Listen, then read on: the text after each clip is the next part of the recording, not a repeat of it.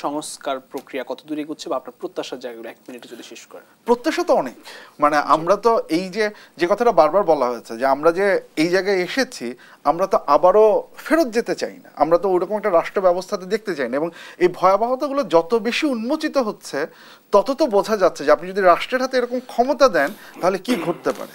তো সংস্কারে তো আমি ওই পাওয়ার স্ট্রাকচারে চেঞ্জ চাই, আমি হচ্ছে গিয়ে একই সাথে আমাদের যেই কনস্টিটিউশনাল যে প্রসেস আছে, চেক অ্যান্ড ব্যালেন্স আছে, সেই জায়গায় চেঞ্জ চাই। আমি গণতন্ত্র মানে শুধু ইলেকশন এটা আমি মনে করি না।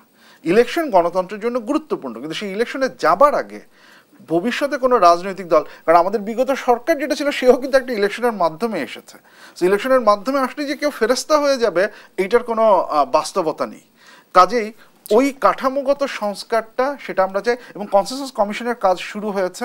এবং ডক্টর ইউনূস যে কথা বলছেন এটা খুব গুরুত্বপূর্ণ, আমার ভালো লেগেছে যে আমি খুব স্পষ্ট ট্রান্সপারেন্সি দিয়ে দিব কে কোনটা চাচ্ছেন কে কোনটা চাচ্ছেন না। তার ফলে প্রেশারটা আমাদের এখন দিতে হবে, যদি আমরা দেখি যে ট্রান্সপারেন্টলি কেউ এই জিনিসটাকে চাচ্ছেন না, কেন চাচ্ছেন না, তাহলে রাজনৈতিক দলগুলোকে সেই জবাবদিহিতার মধ্যে নিয়ে আসার দায়িত্ব কিন্তু আমাদের ঘাড়ে পড়ে যাচ্ছে।